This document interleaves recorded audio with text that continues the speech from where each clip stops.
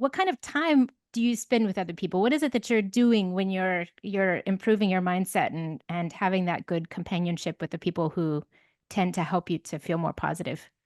This is Like very masterminding, powerful. or just what do you do with your time with all these people who are your five people? Okay. So, by the way, Eva, first of all, just so you know, so there's an element of relatability here, because obviously, when you lose a parent at a very tender age, there's a different impact to that. So, but I'll say this to you. I'll say this to you. Where most people are alone by themselves, it's only typical. Your mind is logical by nature. So it's going to go negative first. That's very normal. This is the reason why it's highly recommended that you spend a lot of time meditating, like when you could quiet the noise. Because if you don't know how to quiet the noise, your head's going to be filled with so many things. So watch this, and this is going to help tremendously. So we have the left brain, we have the right brain.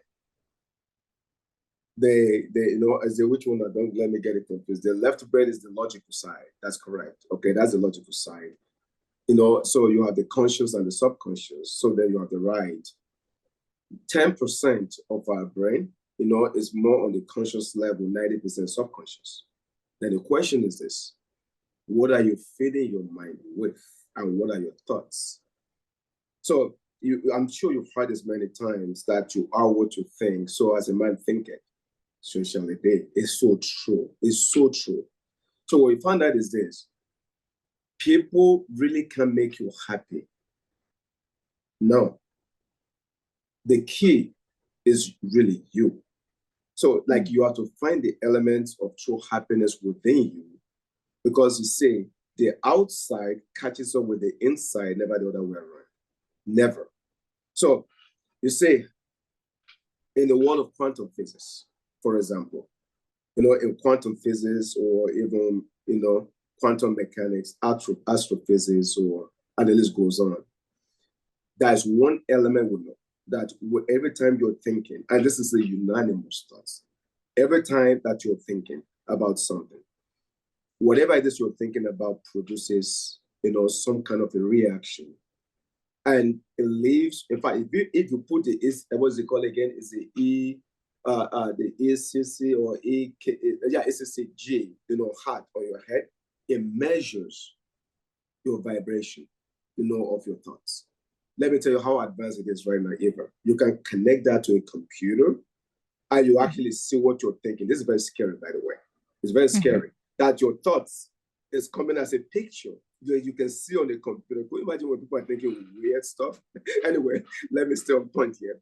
So what happened is this, and what we realize is this, that your thoughts and the way you think and vibrate is so powerful. It's so powerful that you have to find a reasonable level of contentment, that you are an abstract of the heavens, aka that you are actually, you are an element of an abundance of God, your creator, who lives in abundance. And so, and because you are actually tapping into the infinite, infinite abundanceness of the goodness of God, that alone by itself is truly where your source of happiness begins. The moment that you have a cognitive recognition of this, and the moment you start thinking deep about this kind of stuff, then you start realizing that everybody else around you are truly just instruments to manifest that which God created you for. So nobody ever comes into your life by accident, not at all. Everybody plays a role in your life, good, bad, or indifferent. They play a role. So when I'm around people around me, Eva, in my mind, I know there are three types of people, either we know it or not.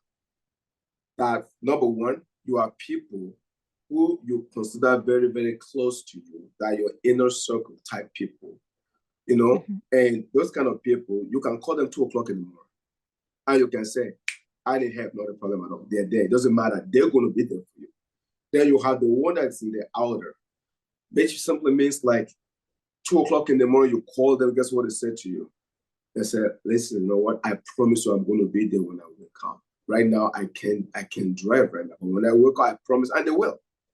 And then you have the outside group of people that even I love to be there, but guess what they're thinking? What's in it for me?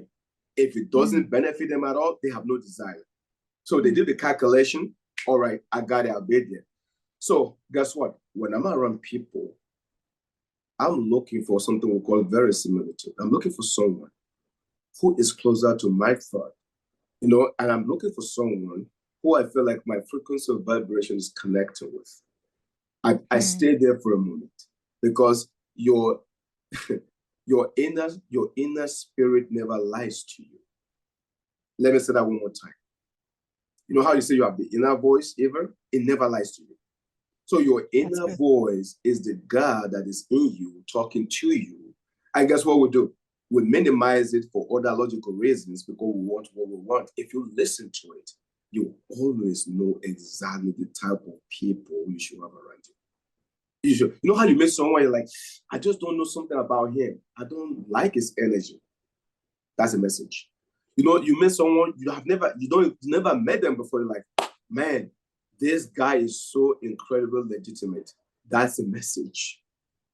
If you only learn how to listen to an inner voice, you have the right people around you. So for me, I don't look for people to make me happy. I do not. It's the other way around. You know, it's the other way around. I'm very lucky, Eva. I have a wife that, honestly speaking, gives me an opportunity to think big. Allow my mind to roam free. You know, and because of that, I'm able to develop myself, you know, at a level, to be quite honest with you, you know, that I like. So in the morning, and I can, you know, and then, you know, I can stop this. When I wake up in the morning, the first thing I gotta do is what? Meditation. I gotta meditate literally for almost 30 minutes to an hour. You know, after meditation, the next thing I have to do is called personal development. I gotta read a book. I don't care if it's 10 or 15 pages. You know, still while I'm in bed. The third thing I do is you do your prayer, do all this stuff. I go and exercise because it's very important for the blood flow. You know, and then after that, my day begins. So imagine if I just roll out of bed and try to just do life, then go into a routine. Guess what happened to me? Then things happen to me, but not for me. So I have to be very intentional. So yeah, you know, just watch the people around you because you are only one of a representation of 5 people that's around you. You know, I can tell your future by simply looking at the people who are around you. Simple. Eva, I hope this is helpful. Yes. Oh, this is so helpful. And I have some great people around me. So that's great. Awesome. And just last night, I'll just add this because it's so interesting what you were saying. Just last night, a friend of mine she's like part client and part friend and part somebody who I really admire because she's doing great work in the world, you know, all the things. We stayed on a call. That was a business call. Okay. And we ended up doing a Bible study together. We were just talking about things and we were talking about this idea of discernment. And, you know, something's been on my heart for a few days. There was a place I ended up where I just found that some people weren't acting in what felt like integrity. Mm-hmm. And we were talking about how important it is to just be thoughtful about the people that you choose to be around and listening and making that discernment. And it's just so interesting that you're saying the same thing because it's not a conversation I have all the time, you know, so it's one of those little God winks. It's nice. No, Eva, this is very, very powerful. But let me say this to you before, you know, we go to the next one, whatever the program is here. Let me say this to you, Eva. Not everybody wants you to win in business. Yeah. So I tell everybody, don't be delusional. Not at all. Not everybody wants you to win in business. People need to recognize that.